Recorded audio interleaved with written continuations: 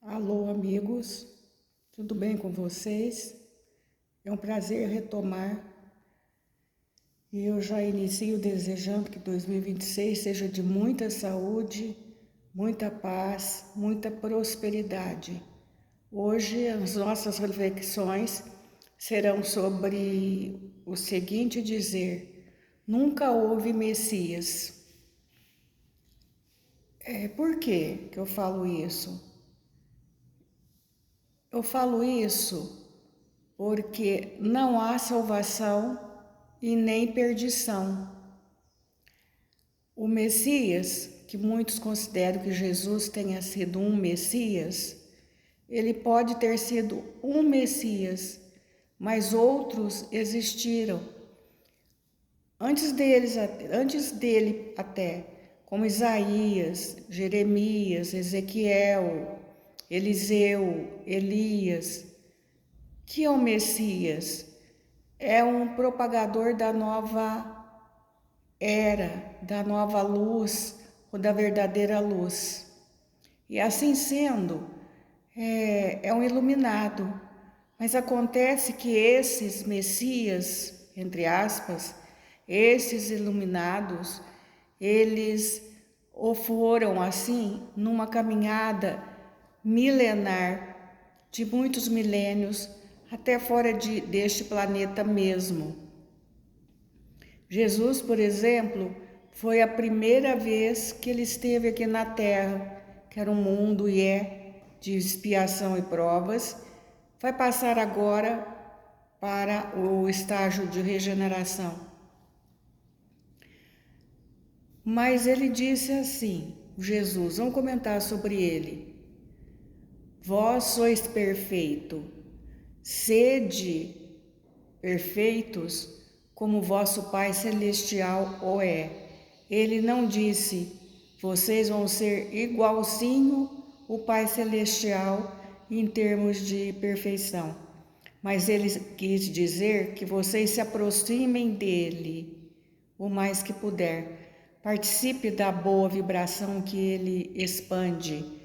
Porque o Pai, Deus, no sentido de Pai, não é uma figura, não é um personagem, é uma energia criadora, repleta de beleza, repleta de harmonia, repleta de misericórdia, que não castiga, não perdoa, não premia, mas deixou todos aqui desse planeta, os humanos, por exemplo, possuidores de livre-arbítrio, para que possamos, e que eles que já viveram, que já passaram para outra dimensão, pudessem aprender. Ele não disse, eu sou a libertação.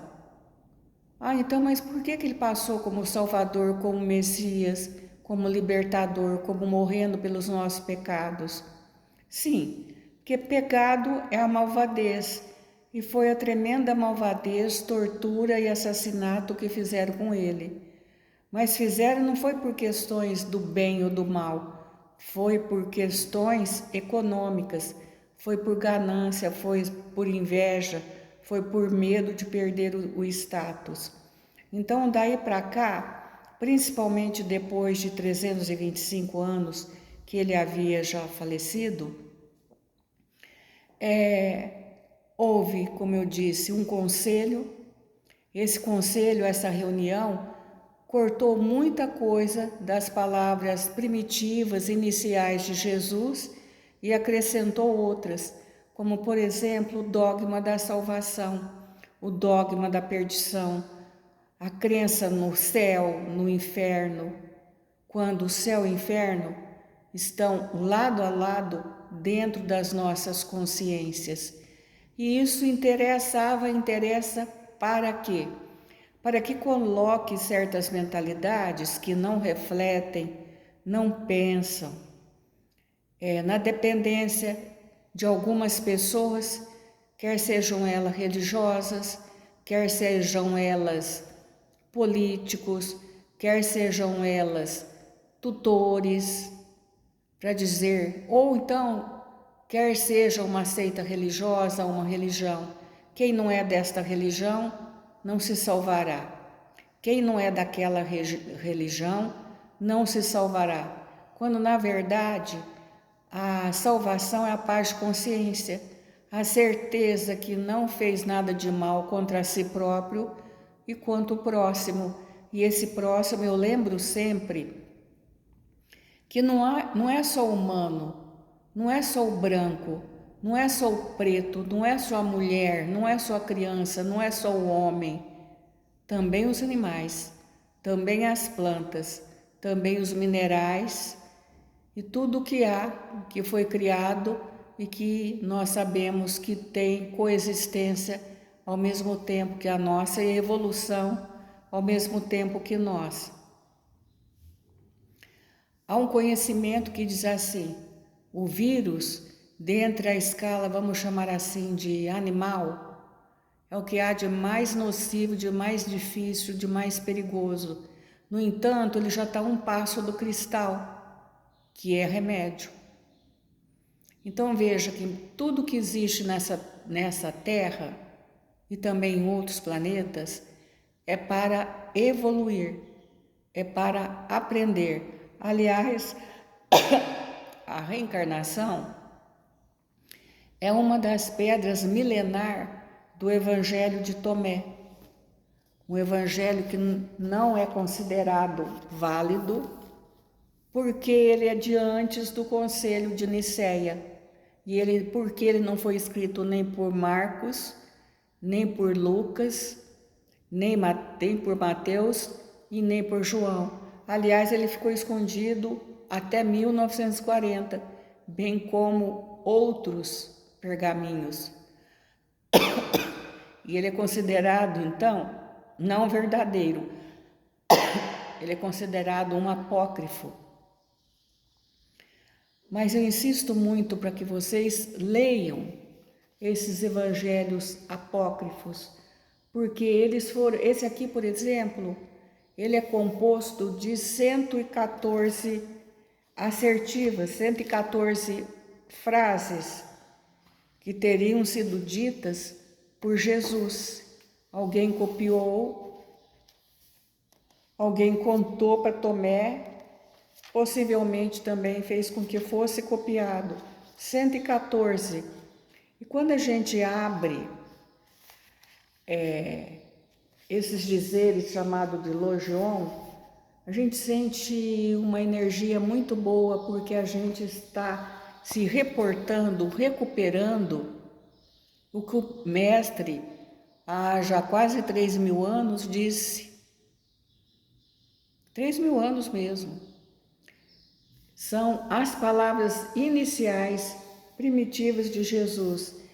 E há até estudo sobre essas palavras, como tese de dissertação de mestrado, tese de doutorado, sobre o Evangelho de Tomé.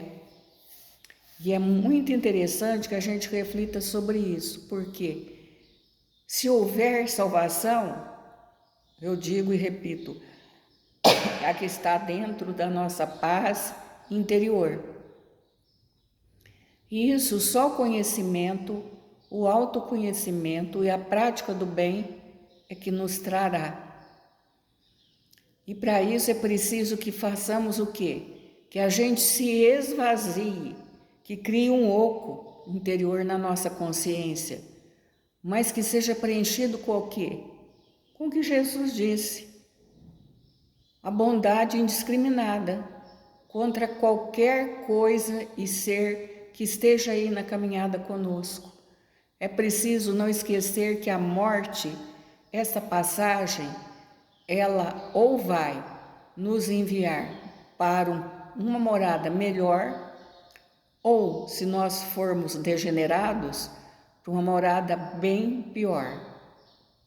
Nós vamos enfrentar, nesse caso, o que nós já enfrentamos quando viemos de Capela para conviver com o homem de Neandertal.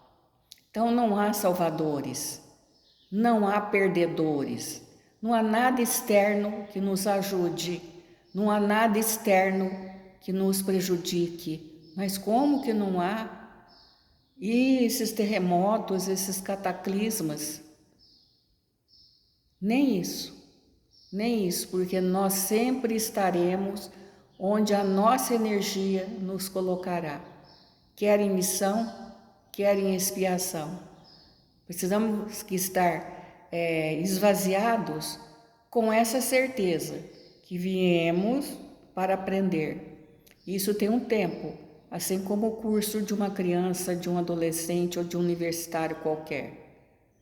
Esse esvaziamento mental, esse esvaziamento até emocional, mas essa dedicação a tudo que precisar de nós, quer seja no nosso meio familiar, na nossa vizinhança, no nosso país, no planeta, enfim, e com todos do planeta, é que vai nos salvar, nos autossalvar. Isso não vem nada externo. Ah, mas o demônio existe. Não existe.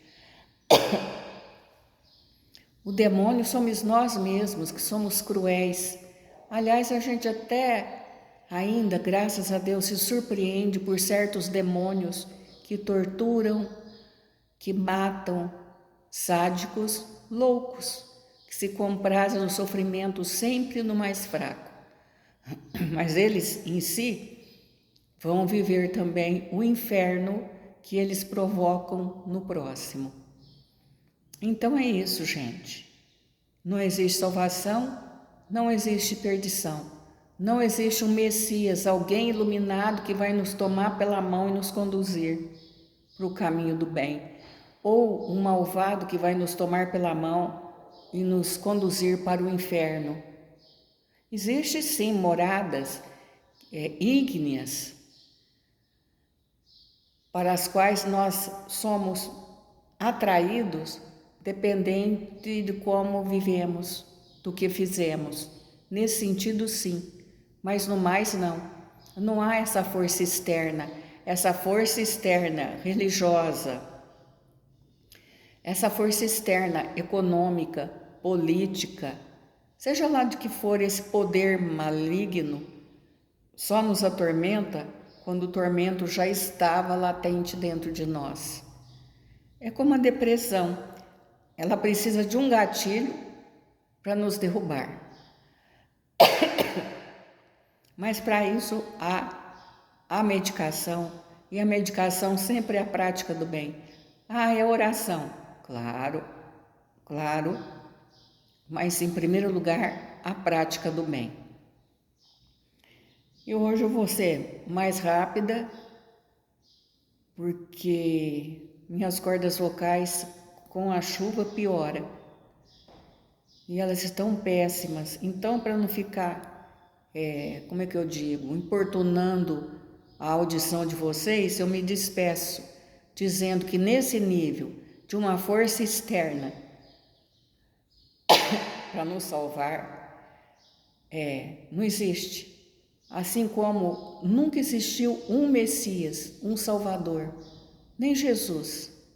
Ele foi a seta mais luminosa, não a única. E não foi milagrosa, de repente. Ele burilou isso no interior do seu ser, assim como os outros. Pedro, por exemplo, ele era machista, ciumento, impetuoso. Deixa eu ver se eu acho aqui o Legião 114, quando Simão Pedro disse: seja Maria, a Madalena, afastada de nós, porque as mulheres não são dignas da vida. Respondeu então Jesus: eis que eu a atrairei para que ela se torne homem, de modo que também ela venha a ser um espírito vivente, semelhante a vós, homens. porque toda mulher que se fizer homem entrará também no reino dos céus. Veja que ele se pegou as palavras de Pedro, que era muito ciumento de Madalena, porque Madalena foi a discípula que mais se aplicou, depois Tomé, e deu um conceito muito amplo de homem e de mulher, no sentido que homem é aquele que já se esvaziou do mal, que ele já conseguiu esse vazio e reverter esse vazio na prática do bem. E ele tem a humanidade burilada, mais próxima de Jesus e de Deus, enquanto energia benéfica. Então ele diz que todo que se fizer homem, quer dizer, tenha humanidade, tenha bondade, é digno do reino dos céus.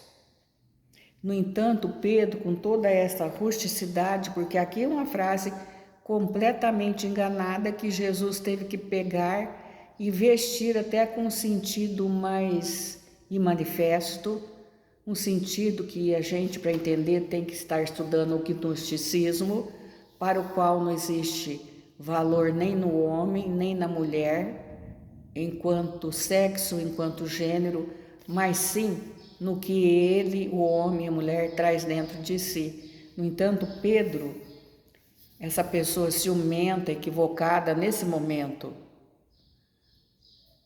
consentiu ser crucificado, mesmo porque não tinha outra opção, mas consentiu em ser de cabeça para baixo. E enquanto teve fôlego e pôde ser audível, ele propagou o Evangelho de Jesus. Veja como é que até mesmo Pedro pode ser considerado um Messias. Ele propagou a chamada Boa Nova.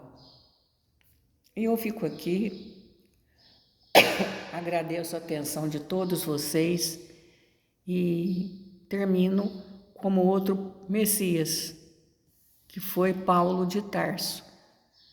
E é dele essas palavras: andai como filhos da luz, porque aquele que anda imprime sinais por onde passa. Fiquem com Deus.